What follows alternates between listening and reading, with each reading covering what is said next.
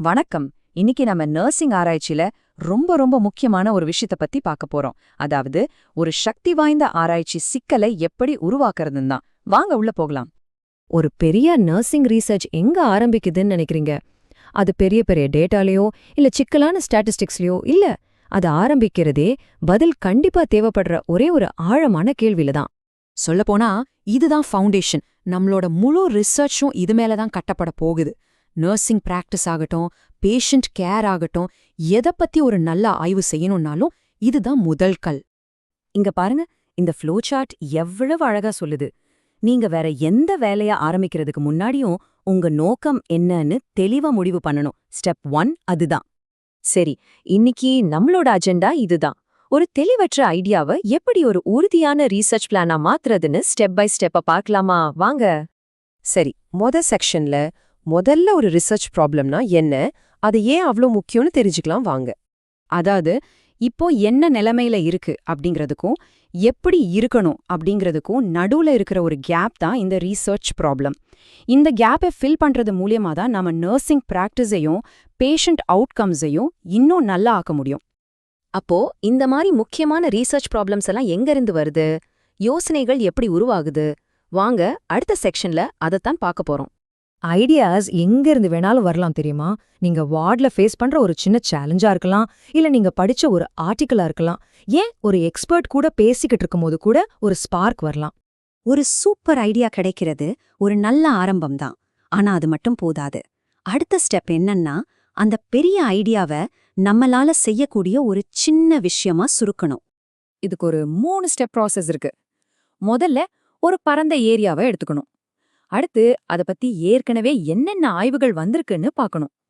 கடைசியா அதை இன்னும் சுருக்கி ஒரு குறிப்பிட்ட ரொம்ப ஃபோக்கஸ்டான டாபிக்கா மாத்தணும். நீங்க உங்க டாபிக்க சுருக்கும்போது 3 விஷயத்த ரொம்ப தெளிவா அடையாளம் காணணும். 1 நீங்க படிக்க போற நிகழ்வு, 2 மக்கள் தொகை, 3 அது நடக்கிற இடம். இந்த 3ம் தெளிவா இருக்கணும். உதாரணத்துக்கு நர்சஸ்னு பொதுவா எடுத்துக்காம அதை இன்னும் சுருக்கி ஐசியூல வேலை பார்க்குற நர்ஸ்களோட அனுபவங்கள்னு ஃபோக்கஸ் பண்ணலாம். இப்படி பண்ணும்போது உங்க ரிசர்ச் ரொம்ப ஸ்பெசிஃபிக்கா அதே சமயம் தாக்கத்தை ஏற்படுத்துறதாவும் இருக்கும். சரி, இப்போ உங்ககிட்ட ஒரு ஃபோக்கஸ்டான ஐடியா இருக்கு. ஆனா இதுல முழுசா இறங்குறதுக்கு முன்னாடி இத ஒரு முக்கியமான டெஸ்ட்டை பாஸ் பண்ணணும். அது என்ன டெஸ்ட்னு பார்க்கலாமா? இந்த 4 கேள்விகளை நீங்க உங்களுக்கு நீங்களே கேட்டுக்கணும். முதல்ல, உங்க டாபிக் உண்மையிலே நர்சிங் துறைக்கு முக்கியமானதா? 2வது, இத முறையா ஆராய்ச்சி செய்ய முடியுமா?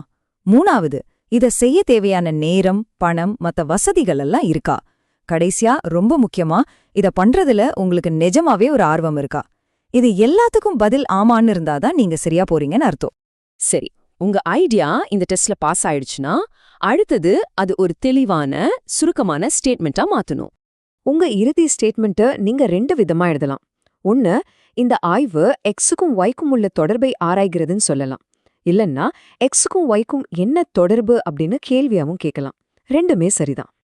இண்டிபெண்டன்ட் வேரியபிள், அதாவது சுதந்திர மாறி. இத சிம்பிளா சொல்லணும்னா, நீங்க ஆராயிற காரணம். உங்க ஆய்வுல நீங்க எதை மாத்தி அதோட விளைவை பார்க்க போறீங்களோ அதுதான் இது. டிபெண்டன்ட் வேரியபிள், அதாவது சார்பு மாறி. இது அந்த காரணத்தால் ஏற்படுற விளைவு. இண்டிபெண்டன்ட் வேரியபிள்ல ஏற்பட்ட மாற்றத்தால இதுல என்ன தாக்கம் இருக்குன்னு நீங்க அளக்க போறீங்களோ அதுதான் இது. இந்த உதாரணம் பாருங்க, ரொம்ப சூப்பரா புரியும். வலி மேலாண்மைக்கு ஒரு புது நர்சிங் இன்டர்வென்ஷன் கொடுக்குறீங்க. அதுதான் இங்க இண்டிபெண்டன்ட் வேரியபிள், அதாவது காரணம். அதனால பேஷண்டோட வலி அளவு குறையதான் பாக்குறீங்க. அதுதான் டிபெண்டன்ட் வேரியபிள், அதாவது விளைவு. சிம்பிள். இது ரொம்பவே முக்கியமான ஒரு விஷயம். ஆபரேஷனல் டெஃபினிஷன்னா டிக்ஷனரி மீனிங் கிடையாது. உங்க ரீசர்ச்ல ஒரு விஷயத்த நீங்க எப்படி துல்லியமா அளக்க போறீங்கன்னு சொல்றது தான் இது. உதாரணத்துக்கு, வலின்னு சொன்னா மட்டும் போதாது. 1ல இருந்து 10 வரையிலான பெயின் ஸ்கேல் வச்சு அளப்பேன்னு சொல்றது தான் ஆபரேஷனல் டெஃபினிஷன்.